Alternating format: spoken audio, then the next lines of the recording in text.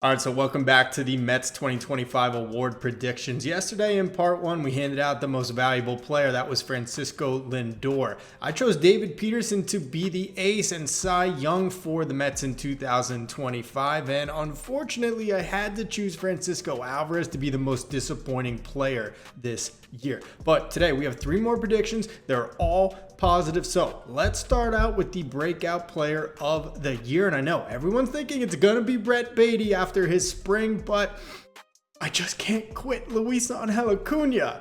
We had our first look at Acuna last year when he debuted in September, and he lit things up. I don't care if it was only a 3-week stretch. Small sample size, only 40 plate appearances, but hit over 300 with 3 home runs and played great defense at both middle infield positions in September and throughout the Mets playoff run. And that's without mentioning his speed on the base paths. That's just going to cause havoc for other teams. Lots of fans have had pause about Acuna. Last year, his AAA numbers weren't very good before getting the call to the big leagues. Even recently as this week, Francisco Lindor basically calling him out, saying that he just thinks Acuna's bored of playing in spring training games. But I'm not concerned about any of that. Bottom line, he performed in the big league, something that Brett Baty just hasn't done. And oh, by the way, he's a natural middle infielder, something that Baty is not. Personally, I think he's going to steal the second base position from Jeff McNeil in these first 2 months while he's out with injury, and he's going to live up to that top prospect status when the Mets traded Max Scherzer for him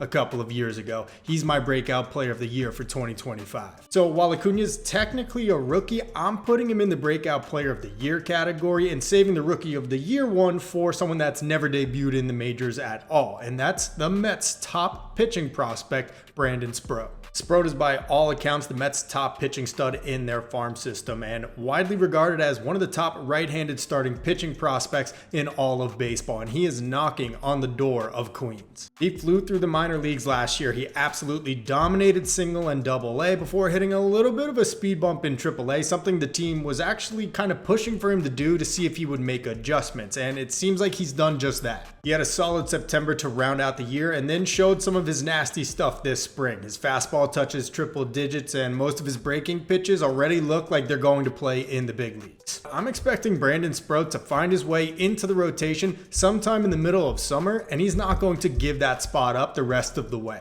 The Mets have been dormant with starting pitching prospects since the Big Five made their debut in the 2010s, but there's a new wave of arms coming up to the big leagues, and Sproat headlines them all. I don't think he's going to have the same immediate dominance that the Harveys and Syndergaards and DeGroms had, but I'll tell you this, Sproat is going to be the most impactful rookie on the 2025 Mets. And lastly, maybe the least sexy award on my list, it's reliever of the year, which also could be called the reliever that will give fans the least amount of anxiety. While Edwin Diaz is probably going to be the most important reliever in this bullpen, I believe it's going to be Jose Butto that takes a step in becoming one of the top relief pitchers in all of baseball. He made just 7 starts in 2023 and then started 2024 in the rotation, making 7 starts again. That was until the Mets moved him to the bullpen, where the light switch just totally flipped on for Butto. He appeared in 23 games as a reliever, pitching to an ERA of exactly 2, and quickly became one of Carlos Mendoza's most trusted arms out of the pen. But the reason I have Butto as the reliever of the year is because of the flexibility that he offers. With his starting pitching background, he can go multiple innings out of the pen.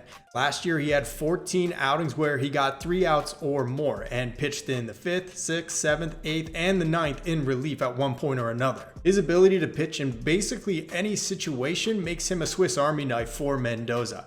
I could see him in late inning situations. I could see him in the 7th in a tight game with the opponent's top of the order coming up, and maybe even earlier in the game for some length with starters going shorter than ever. By the end of 2025, the whole league is going to know exactly who Jose Butto is and think of him as one of the top relievers in baseball, and that means a lot less Tums for Mets fans. So, what do you guys think? Who do you have as the rookie of the year for this team? Who do you have as the breakout candidate? And do you have as much faith in Jose Butto as I do? Let me know in the comment section below. Just 2 sleeps away from opening day. Let's go Mets.